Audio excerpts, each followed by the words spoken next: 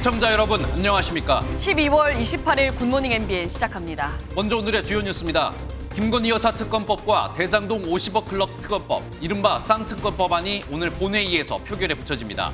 국민의힘은 총선용 악법이라고 거듭 밝혔고 민주당은 특검을 거부하는 자가 범인이라고 압박했습니다.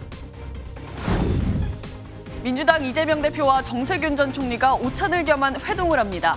이번 회동이 민주당 내 통합의 최대 분수령이 될 전망입니다. 갑작스럽게 세상을 떠난 고 이선균 씨의 빈소에 밤늦게까지 동료 배우들의 발걸음이 이어졌습니다. 외신도 영화 기생충의 주연 배우인 고인의 사망 소식을 긴급 보도했습니다. 고속도로에서 승용차가 12km를 역주행하다가 사고를 냈습니다. 70대 운전자는 휴게소 출구를 잘못 빠져나왔다고 경찰에 진술했습니다.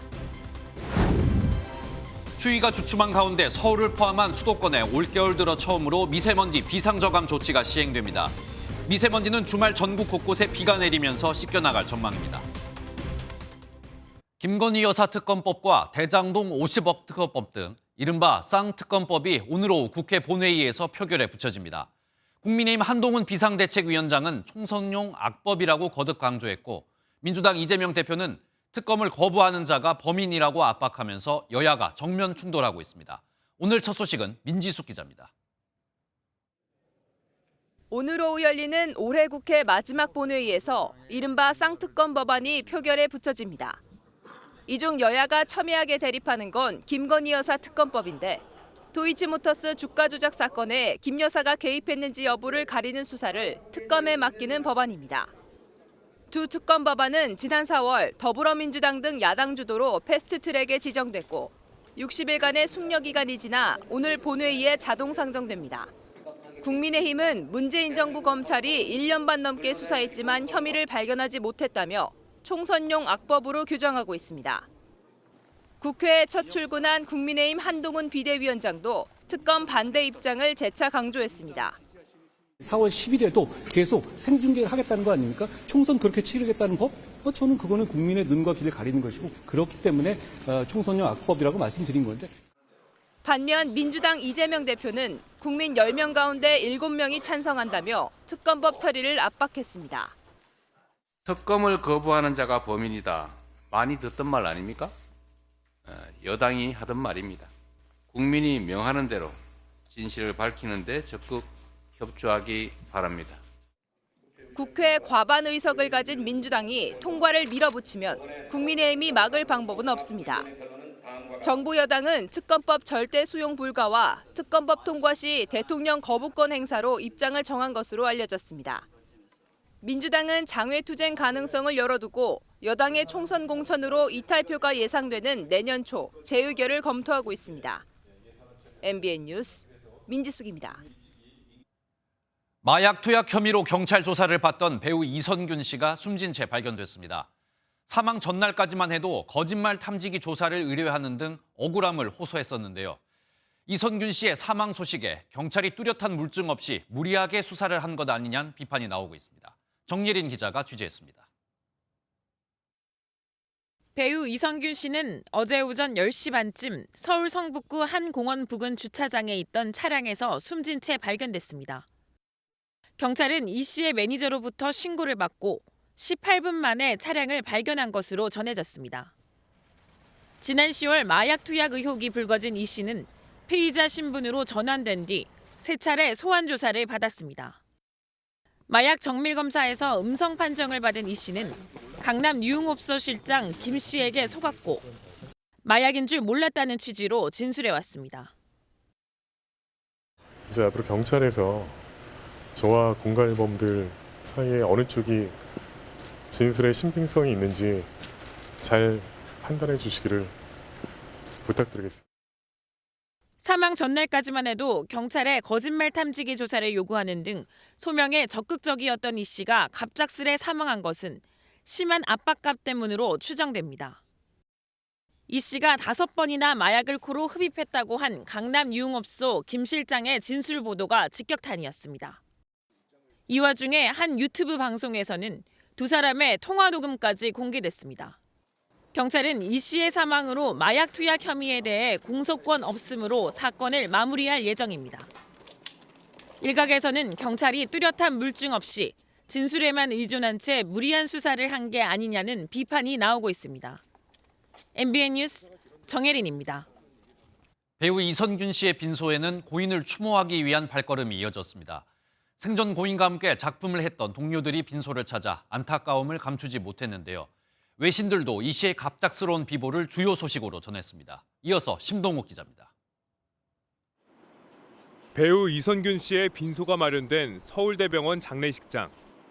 생전 환히 웃는 고인의 사진이 영정으로 세워졌습니다. 부인인 배우 전혜진 씨가 상주로 이름을 올렸습니다. 빈소에는 박찬욱 감독과 배우 이정재, 정우성 씨 등 이 씨와 작품을 함께했던 영화계 동료들의 조문이 이어졌습니다. 조문을 마친 동료들은 슬픔에 잠긴 채 말없이 빈소를 떠났습니다. 이 씨의 사망 소식에 충격에 빠진 연예계는 드라마 제작 발표회와 인터뷰, 1000만 관객 달성 무대 인사 일정 등을 취소하고 있습니다.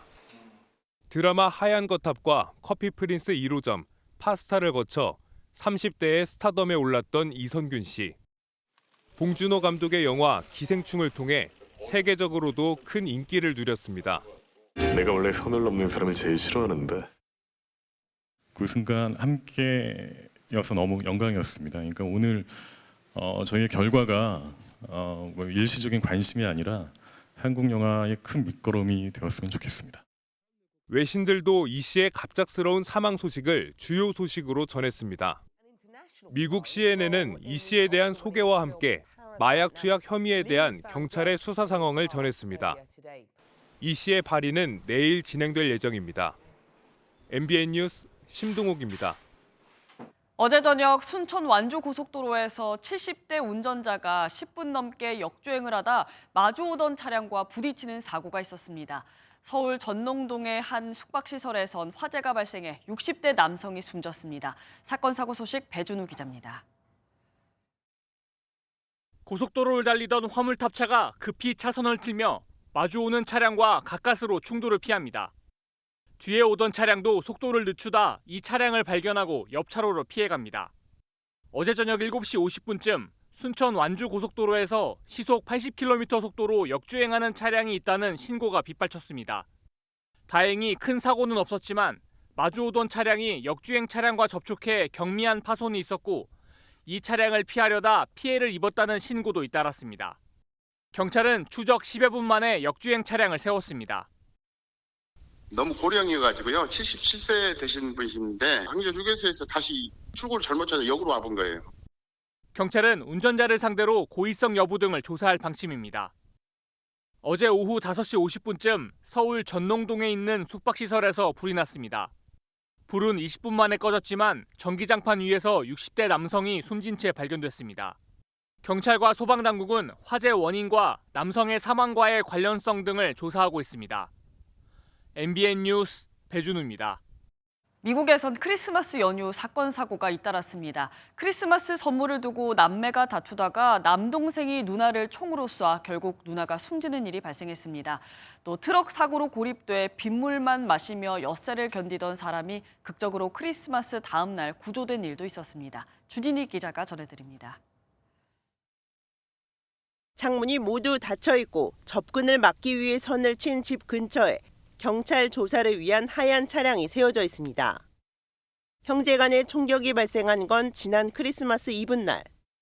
14살, 15살 형제가 크리스마스 선물을 누가 많이 받을지를 두고 다툼을 벌였고 이를 말리던 23살의 큰 누나를 14살 막내가 총으로 쏜 겁니다. 누나는 끝내 숨졌지만 당시 안고 있던 11개월의 아기는 다행히 다치지 않았습니다. Carry guns, they get upset, they don't know how to handle stuff, so they just take out their guns and start shooting each other, and one of them kills his sister, who's a mom to a 10-month or 11-month-old baby and a 6-year-old boy. 구급대원들이 고속도로 밑에서 누군가를 끄집어냅니다. 지난 22일 고속도로 다리 밑으로 트럭이 굴러떨어졌는데 운전석과 에어백 사이에 끼어있던 운전자를 구조하는 겁니다. 운전자는 낚시하러 온 남성 2명에게 발견돼 6일 만에 목숨을 건졌습니다. I looked inside and moved the white airbag and there was a body in there. He tried yelling and screaming, but nobody would hear him. It was just quiet, just the sound of the water. 운전자는 심각한 부상을 입었지만 그동안 빗물을 마시며 크리스마스 기간을 견딘 것으로 전해집니다. MBN 뉴스 주진입니다. 러시아 정부가 우리나라의 대러시아 수출 금지에 대한 보복 조치를 경고했습니다. 러시아 외무부는 한국의 수출 금지 결정은 미국의 요청에 따른 비우호적 조치라며 러시아는 이에 대응할 권리가 있으며 한국인들은 이에 놀라지 말라고 밝혔습니다. 우리 정부는 국제사회의 대러시아 수출 통제에 발맞추기 위해 중대형 승용차와 굴착기 등 군사적 사용 가능성이 있는 물자에 대한 수출을 제한하기로 했습니다. 오늘 하루 중요한 일정을 소개해드리는 굿모닝 오늘입니다. 어떤 일정이 있는지 함께 살펴보겠습니다. 국회가 오늘 본회의를 열고 김건희 여사 주가 조작 연루 의혹과 대장동 50억 클럽 의혹을 규명하기 위한 이른바 쌍특검 법안을 표결할 예정입니다. 이를 두고 여야가 극한 대치를 벌이고 있어 연말 연초 전국의 최대 분수령이 될 전망입니다. 국민의힘 한동훈 비대위원장이 오늘 김진표 국회의장을 예방하면서 공식 일정을 시작합니다. 한 위원장은 이르면 오늘 민주당 이재명 대표와도 상견례의 자리를 가질 것으로 보입니다. 민주당 이재명 대표와 정세균 전 국무총리가 오찬을 겸한 회동을 합니다. 앞서 김부겸 전 총리와 회동한 이 대표가 이 전 총리와의 회동에서 당내 통합의 실마리를 풀어낼지 관심이 쏠립니다. 라임 환매 중단 사태의 핵심 인물인 김봉현 전 스타모빌리티 회장에 대한 대법원의 선고가 오늘 열립니다. 앞서 지난 9월 2심 법원은 횡령 등 혐의로 기소된 김 전 회장에게 징역 30년을 선고했습니다. 지금까지 굿모닝 오늘이었습니다. 오늘 서울과 인천, 경기도 등 수도권에 고농도 미세먼지 비상저감 조치가 시행됩니다. 공공기관에서는 차량 2부제가 시행되고 시도 조례에 따라 배출가스 5등급 차량은 운행이 제한됩니다. 수도권의 비상저감 조치가 시행된 건 올 겨울 들어 이번이 처음으로 주말 사이 전국에 비나 눈이 오면서 먼지는 해소되겠습니다. 12년 전 새누리당 최연소 비상대책위원으로 정치권에 발을 들인 국민의힘 이준석 전 대표가 탈당과 함께 신당 창당을 공식화했습니다. 새로운 정치를 하겠다고 강조했는데 국민의힘은 앞으로 뜻하는 바를 이루시라며 전 대표를 예우했습니다. 정태진 기자가 보도합니다. 이준석 전 대표가 밝은 표정으로 서울 상계동 한 고깃집에 등장합니다. 이 전 대표는 대한민국이 변화가 없는 정치판을 바라보며 기다릴 수 없다. 과거의 영광과 유산에 미련을 둔 사람은 선명한 미래를 그릴 수 없다며 국민의힘을 떠나겠다 선언했습니다. 저는 오늘 국민의힘을 탈당합니다. 동시에 국민의힘에 제가 가지고 있는 모든 정치적 자산을 포기하겠습니다. 지난 2011년 국민의힘의 전신인 새누리당 비대위원으로 박근혜 키즈라 불리며 정치를 시작한 지 12년 만입니다. 윤석열 대통령과 대립을 이어온 이 전 대표는 무책임한 현재의 위정자들이라며 비판을 이어갔습니다. 신당 창당의 조건인 발기인 200명의 서명을 받은 이 전 대표는 다음 달 중순까지 가칭 개혁신당을 만들어 승부수를 띄우겠다는 계획입니다. 당당하게 표 떨어지는 이야기들을 하겠습니다. 내년 4월 대통령 한 사람이 아닌 상계동의 꿈, 보편적인 민주시민의 고민을 담아낼 수 있는 이 전 대표와의 만남에 선을 그은 한동훈 국민의힘 비상대책위원장을 겨냥해선 상대를 악으로 상정해 청산하는 것을 소명으로 한다며 비판 수위를 끌어올렸습니다. 이준석 전 대표는 내년 총선 전 국민의힘과 연대하는 등의 재결합 시나리오를 전면 부인하며 신당으로 새로운 정치를 하겠다는 의지를 거듭 강조했습니다. MBN 뉴스 정태진입니다. 내년 4월 10일에 치러지는 제22대 국회의원 선거, 다음 달 1일이면 꼭 100일 앞으로 다가옵니다. 수도권은 선거의 승패를 결정짓는 여야의 전통적인 승부처인데요. 국민의힘과 민주당 모두 수도권 표심 잡기에 총력을 기울이고 있습니다. 최돈희 기자가 취재했습니다. 지난 2016년 박근혜 대통령 집권 4년차에 치러진 20대 총선. 여당인 새누리당이 진박간별과 옥새파동 등 심각한 공천 내용을 겪은 결과 수도권 민심은 야당을 선택했습니다. 수도권 122석 가운데 67%인 82석을 더불어민주당이 가져가면서 한석차 신승에 결정적 역할을 했습니다. 서울 수도권의 선거 결과를 보면 새누리당 정권의 경제 시책이 얼마나 잘못됐다는 것을 국민이 표로다가 심판을. 4년 뒤 21대 총선에선 수도권 민심이 여당으로 더 크게 쏠렸습니다. 유례없는 코로나 전국 속에 정부 지원론이 압도하며 여당인 더불어민주당은 수도권 의석 대부분인 103석을 휩쓸며 총선 압승의 원동력이 됐습니다. 지난 대선에서도 지지는 반대로 향했지만 수도권의 표심이 선거 결과에 그대로 반영됐습니다. 고정돼 있는 표심이 아니기 때문에 정당이 노력하기에 따라서는 그 표심을 쉽게 장악할 수 있다는 측면 때문에 어떻게 보면 산토끼일 수 있는 거죠.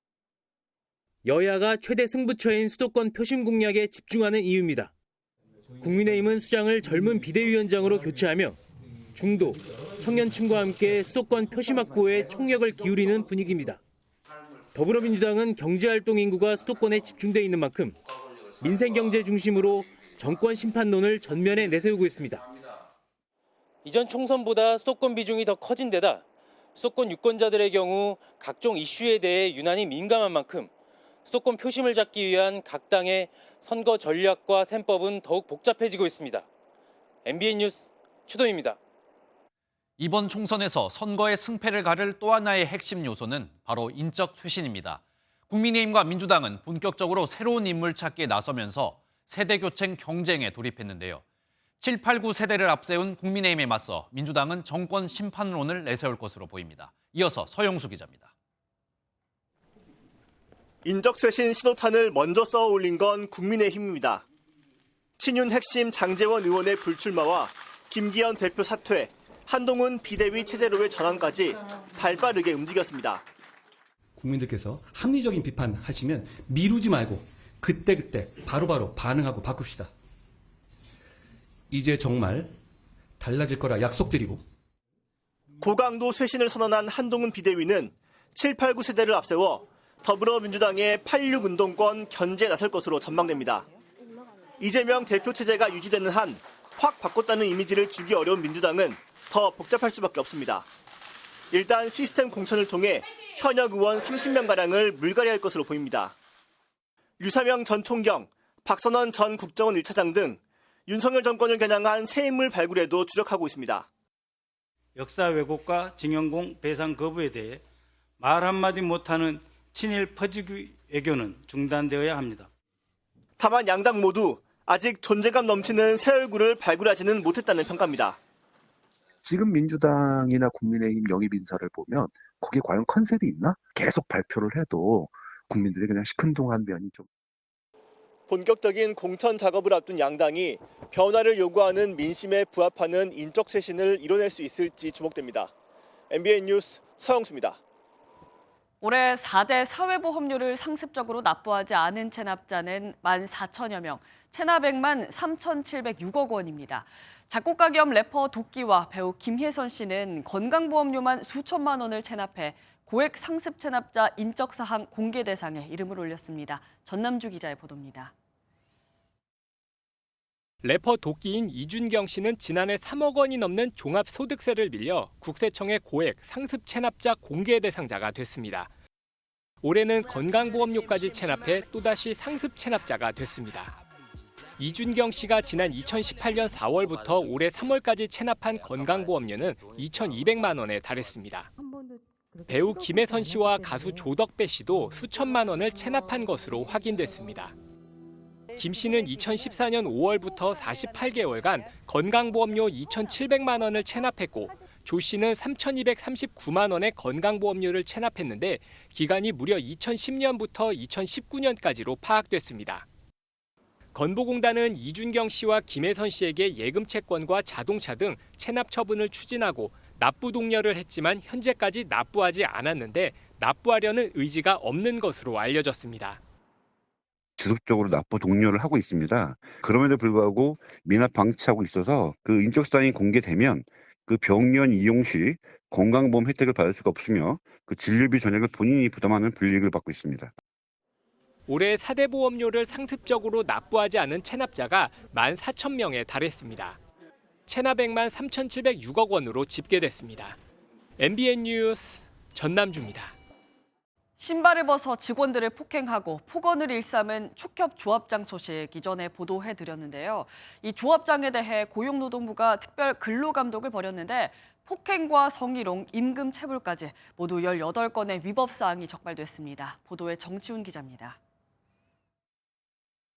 장례식장에서 직원이 노조에 가입했다는 이유로 주먹질하고 발로 차는 여성.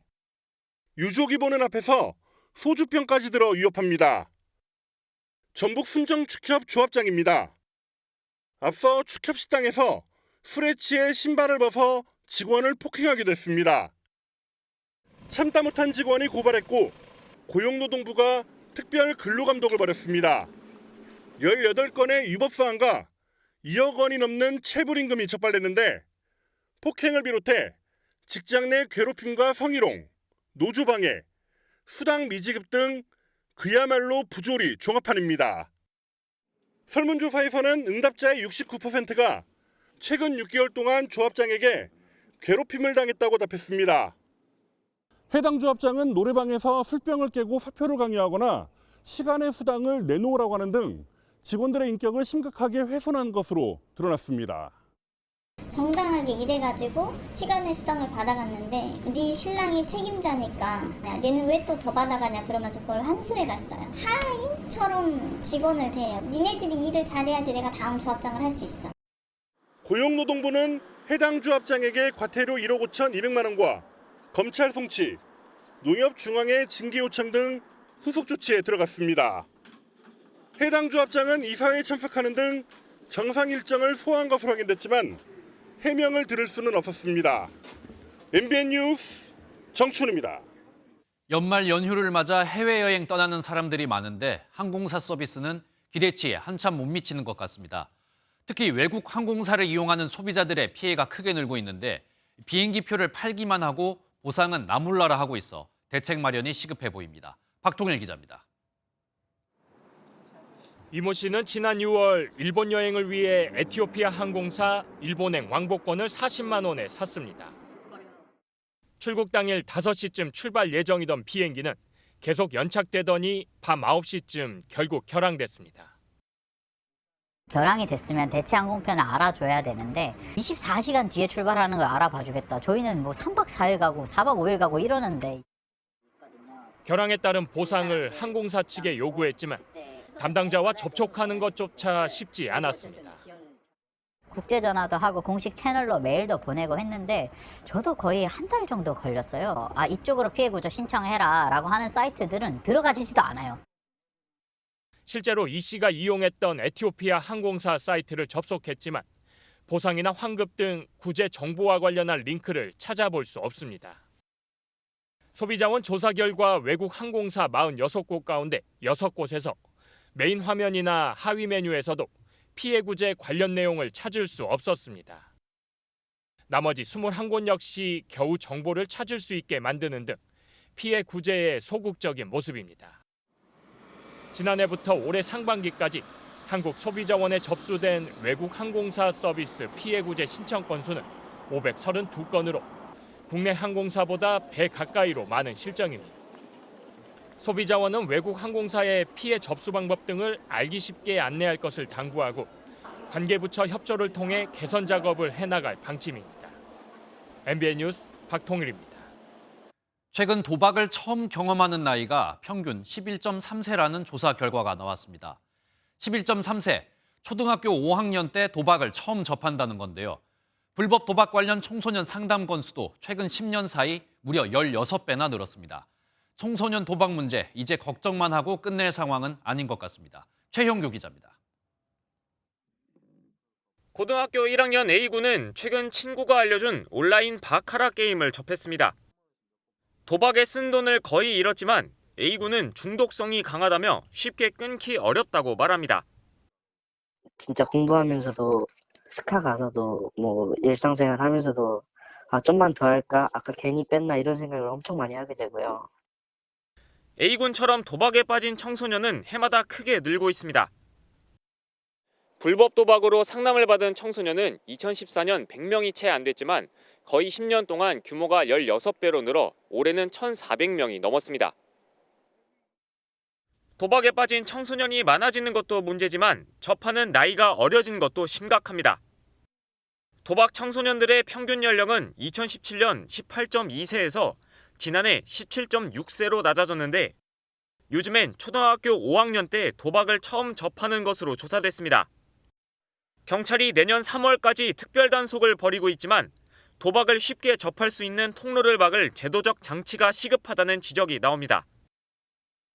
불법정보특별위원회를 설치해서 불법에 대한 모니터링을 강화하고 필요에 따라서는 국제 공조수사를 통해서 불법 도박이나 불법 광고를 엄단할 수 있게 하는. 청소년들의 불법 도박은 도박 자금 마련을 위한 절도나 보이스피싱 같은 2차 범죄를 유발하는 경우가 많아 관계기관들의 협력과 공조를 통한 빠른 대책 마련이 필요합니다. MBN 뉴스 최영규입니다.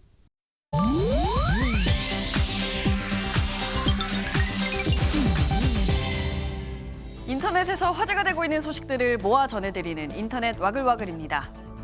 충주 홍보맨으로 잘 알려진 충주시청 김선태 주무관이 행정 6급으로 초고속 승진해 누리꾼들에게 놀라움을 주고 있습니다. 2016년 9급으로 공무원이 된 지 7년 만에 빠른 승진인데요. 보통 9급 공무원이 6급을 달려면 13년에서 15년 정도 걸린다는 게 시 관계자의 설명입니다. 김 주무관은 충주시 유튜브 운영을 맡아 기획과 영상 촬영, 편집, 출연 등을 모두 전담하고 있는데요. 이른바 B급 감성과 밈을 활용한 빠른 업로드로 온라인상에서 유명세를 타고 있습니다. 2018년 채널을 개설하고 5년 만에 지자체 유튜브 구독자 수 1위를 달성할 정도로 성과를 냈는데요. 동료들도 공이 뚜렷한 만큼 당연한 결과라며 승진을 축하하는 분위기라고 하네요. 최근 성범죄 혐의에 대해 무죄 판결을 받은 할리우드 스타 케빈 스페이시가 영상 스트리밍 업체 넷플릭스를 향해 분통을 터뜨렸습니다. 최근 미국의 정치평론가 터커 칼슨이 스페이시와의 인터뷰 영상을 SNS에 공개했는데요. 명성을 안길 정도로 키워줬더니 의혹만으로 관계를 단절했다며 서운함을 드러냈다고요. 스페이시 주연의 드라마 하우스 오브 카드는 세계적으로 큰 인기를 끌었는데요. 하지만 스페이시의 성범죄 폭로가 이어지자 넷플릭스는 2017년 이 드라마 제작을 중단하고 스페이시를 하차시킨 바가 있습니다. 한편 스페이시는 2001년에서 2013년 남성 4명에게 성범죄를 저지른 혐의로 기소됐다가 지난 7월에 법원에서 무죄 판결을 받았습니다. 미국 전기차 제조업체 테슬라의 생산 공장에서 제조 로봇이 사람을 공격하는 등 각종 산업재해가 잇따르고 있습니다. 현지 시간 27일 주요 외신은 미국 연방산업안전보건청에 제출된 부상 보고서를 인용해 지난해 텍사스의 테슬라 기가 팩토리에서 근로자 21명 중 1명꼴로 작업 중 부상을 당했다고 보도했는데요. 이는 미국 자동차 산업의 지난해 평균 부상률보다 높은 수준이었습니다. 특히 2년 전엔 로봇이 근로자의 팔을 찌르고 공격을 해 크게 다치는 사례도 있었는데 다른 근로자가 로봇의 비상정지 버튼을 누르고서야 가까스로 빠져나올 수 있었다고요. 테슬라 직원들은 회사가 안전 원칙을 무시하고 있다고 지적하고 있다네요. 인터넷 와글와글이었습니다.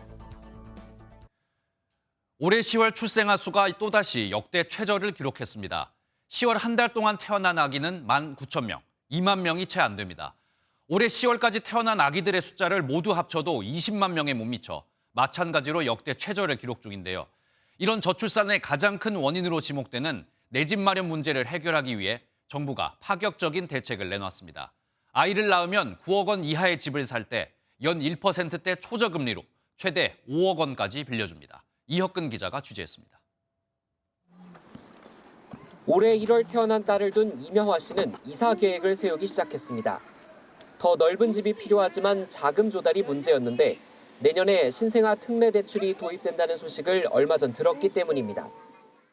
둘째 아이다 보니까 지금 이제 짐이 좀 더 늘어나기 때문에 좀 더 큰 평수로 이제 이사 계획을 세우고 있었는데 이제 갈 수 있게 돼서 이제 내년 1월 29일 출시되는 신생아 특례 대출은 지난 9월 종료된 특례 보금자리론과 기본 틀은 비슷합니다. 9억 원 이하 집을 살 때 최대 5억 원까지 빌려주는 건데 국민 평수라 불리는 85제곱미터 이하 주택까지 신청이 가능합니다. 다만 신청일 기준으로 2년 안에 출산한 가구만 가능하고 2023년생부터 신청할 수 있습니다. 소득과 자산 기준도 있어 부부 합산 연소득 1억 3천만 원, 자산은 4억 6,900만 원을 넘어서는 안 됩니다. 태아는 인정되지 않아 실제 출산을 해야 합니다. 금리는 5년간 연 1.6에서 3.3%로 고정되고 최장 30년에 걸쳐 대출금을 갚아 나갈 수 있습니다. 기존 고금리 주택담보대출을 특례대출로 갈아타는 것도 가능합니다. 그전 상황이 그 고금리 때문에 굉장히 힘들었던 상황이잖아요. 그래서 집을 팔겠다 또는 내던지겠다 이런 상황들을 자연스럽게 막아주는 현상들. 정부는 대출금을 갚는 동안 추가로 출산을 하면 아이 한 명당 금리를 0.2%포인트 더 깎아주고 금리 고정 기간도 5년 늘려주기로 했습니다. MBN 뉴스 이혁근입니다. 올해 중학교 2학년 대학생부터 적용되는 대학 입시제도 개편안이 확정됐습니다. 그동안 수학이 너무 어려워서 포기해버리는 수포자란 말이 나올 정도였는데 어려웠던 수능 수학이 비교적 쉬워지는 게 가장 큰 특징입니다. 박유영 기자입니다. 교육부가 최종 발표한 2028 대입 개편안은 모든 수험생이 똑같은 수능 문제를 푸는 통합형 수능으로 바뀌는 게 핵심입니다. 국어, 수학은 물론 직업탐구와 17개에 달하는 사회과학탐구의 선택 과목이 전부 없어집니다. 사회와 과학은 고1 때 배우는 통합 과목 수준으로 출제되며 문과, 이과생 구분 없이 모두 응시해야 합니다. 미적분, 투와 기하를 포함한 심화 수학은 수능 과목에선 결국 빠졌습니다. 힘든 영역을 모든 아이들에게 공부하게 하는 것이 불필요한 사교육도 많이 유발했다고 생각을 합니다. 그래서 이런 부분에서도 긍정적인 효과가 있을 것으로. 이번 개편안이 수험생의 학습 부담을 실제로 줄일 거란 현장 기대도 있지만 약학대학을 간다고 기하나 이런 과목들이 사실 무의미한 과목이거든요. 그럼 아이들은 진로 상관없이 또 그 과목을 공부를 해야 되고 변별력을 위해서. 단순히 어려운 과목을 뺀다고 더 나은 입시 정책이라고 할 수 없다는 지적이 나옵니다. 사교육 경감은 수능의 범위의 문제가 아니라 상대평가냐 절대평가냐 경쟁 압력을 어느 정도 줄 거냐 더 근본적으로는 대학 서열과 교육부는 이번 개편에 따른 예시 문항을 내년 중에 개발해 공개할 계획입니다. MBN 뉴스 박영입니다. 지난 2011년 소말리아 해적을 퇴치하는 아덴만 여명 작전 당시 총상을 입은 석혜균 선장을 이국종 교수가 치료해 살렸는데요. 이 교수가 국군 장병들의 건강을 책임지는 국군 대전병원장에 임명됐습니다. 강재묵 기자가 보도합니다.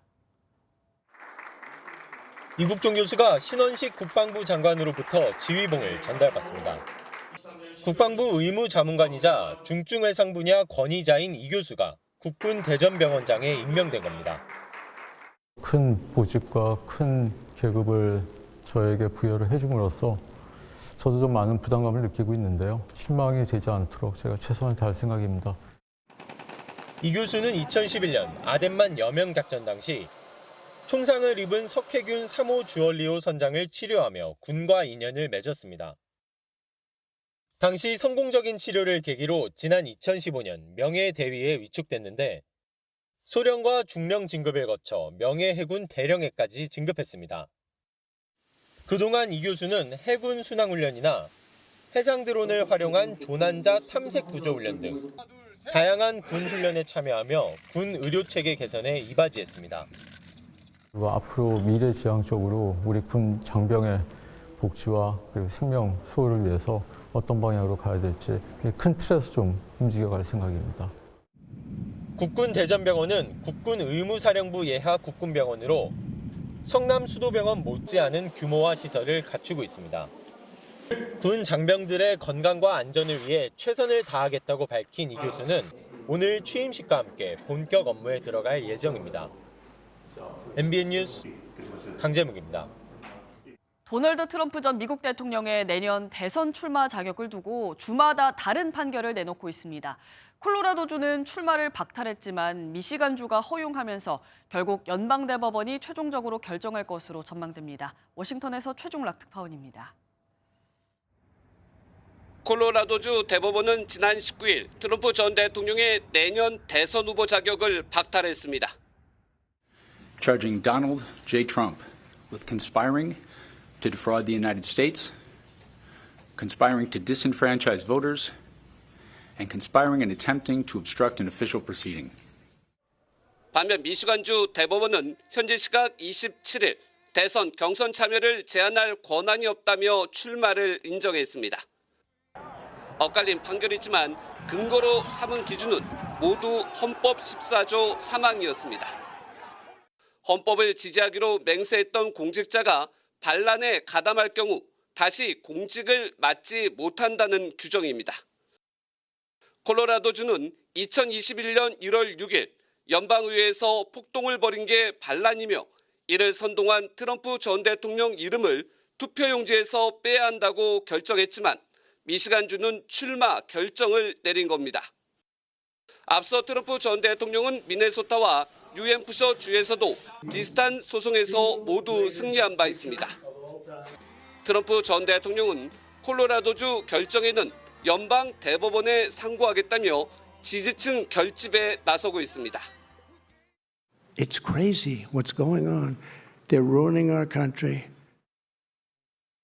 내년 1월 15일 아이오와 코커스를 시작으로 본격적인 대선 경쟁이 시작되는 가운데 연방 대법원이 트럼프 대통령의 대선 출마 여부를 결정할 전망입니다. 워싱턴에서 MBN 뉴스 최종락입니다.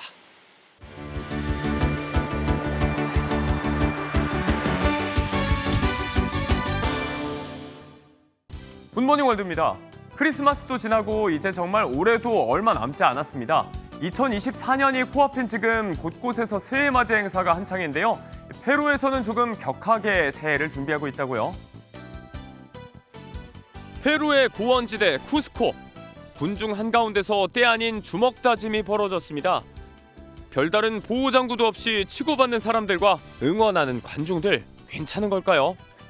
다행히 싸움이 격해질 때면 바로 심판이 개입하고 이후 언제 그랬냐는 듯 웃으며 서로 포옹을 나누는데요. 페루의 오랜 전통의식 타카나쿠이 축제 현장입니다. 법적 분쟁에서 연인을 사이에 둔 다툼까지 주민 간의 갈등과 분노를 해소하고 평화롭게 새해를 맞도록 하는 취지라고요. 격렬한 주먹질로 해묵은 감정을 털어낸 참가자들, 새해에는 더 싸울 일 없이 평화만 가득하길 바랍니다.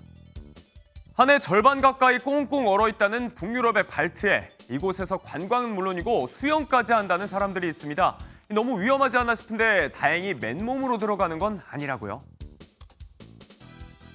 보기만 해도 눈이 시려오는 바다. 11월 말부터 4월 말까지 눈과 얼음으로 얼어붙어 있다는 발트해인데요. 한때는 산업용으로 쓰였던 쇠빙선은 크루즈선이 돼 관광객을 태우고 얼음바다 위를 나아갑니다. 갑판 위에서 극지방의 망망대해를 즐기는 승객들. 여기서 끝이 아닙니다. 영하 22도, 아예 이 추운 바다에 들어가 수영까지 만끽하는데요. 네오프렌 이중지로 만들어진 드라이 수트와 함께라면 물에 뜨는 건 물론 추위에서도 자유로울 수 있다고요. 잊지 못할 추억을 선사할 3시간가량의 투어. 비용은 우리 돈 40만 원 선이라고 하네요. 자유의 여신상과 에펠탑을 설계한 것으로 알려진 구스타브 에펠. 올해는 그의 서거 100주년인데요. 각종 추모 행사가 열리는 와중에 오히려 에펠탑은 문을 닫았습니다. 어찌된 일일까요? 세계적인 랜드마크 에펠탑. 표지판의 문구가 관람객들을 당황하게 합니다. 파업 때문에 문을 닫은 파리의 상징. 어렵게 발걸음한 사람들의 표정엔 당혹감이 역력한데요. C'est la première fois qu'on venait avec les enfants à Paris et donc c'était la première activité du programme et donc on était hyper déçus de voir que la Tour Eiffel était fermée aujourd'hui. 이날은 에펠탑을 만든 구스타브 에펠이 세상을 떠난 지 100주년이 되는 날이었는데요. 노조 측은 관리회사 측이 예상 방문자 수를 부풀리고 공사 비용은 낮게 잡는 등 문제가 많다며 파업 취지를 밝혔습니다. 언제 관람이 재개될지는 미지수라고 하네요. 굿모닝 월드였습니다.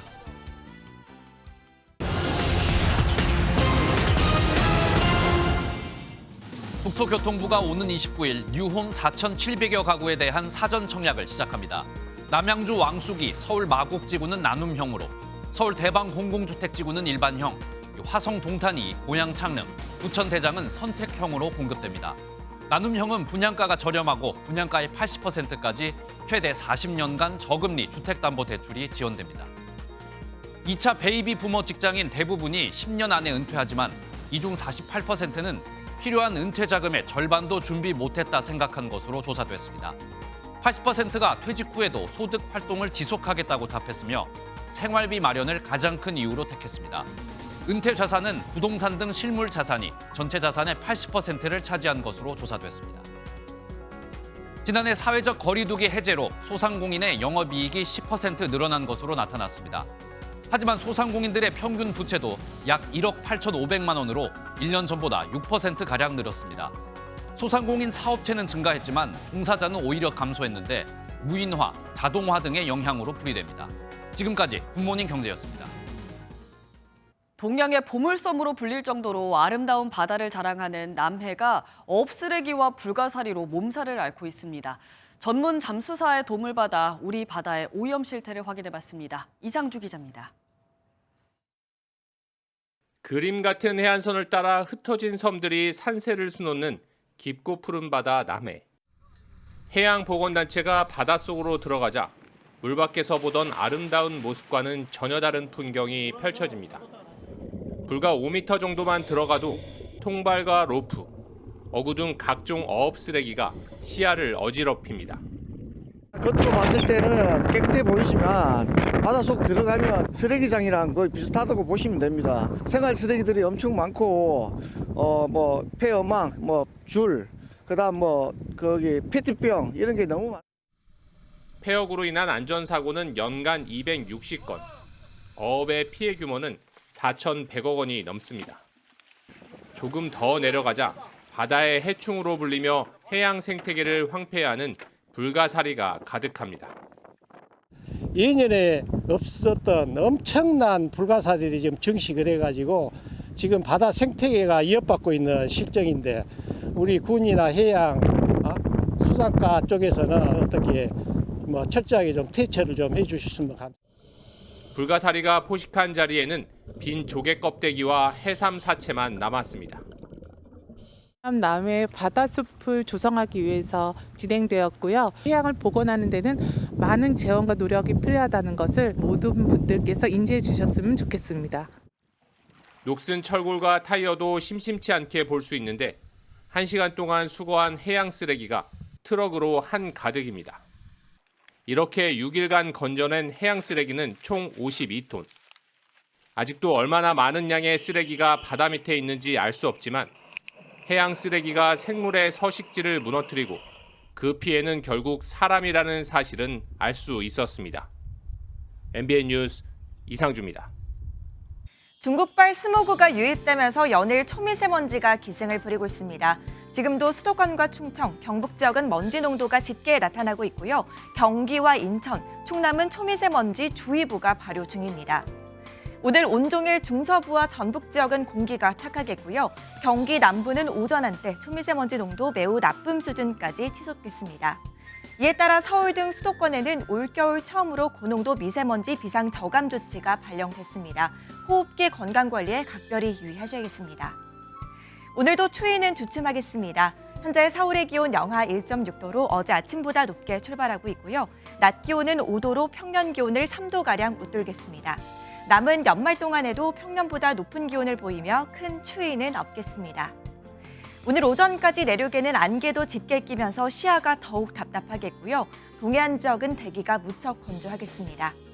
이 시각 현재 기온 보겠습니다. 강릉 3.5도, 전주는 영하 0.5도 나타내고 있고요. 낮 기온은 대전 7도, 광주와 대구는 10도까지 오르겠습니다. 내일도 공기가 탁한 곳이 많겠고요. 주말 사이 전국에 비나 눈이 내리면서 먼지는 해소되겠습니다. 날씨였습니다. 목요일 아침 굿모닝 MBN 마치겠습니다. 함께해 주신 여러분 고맙습니다.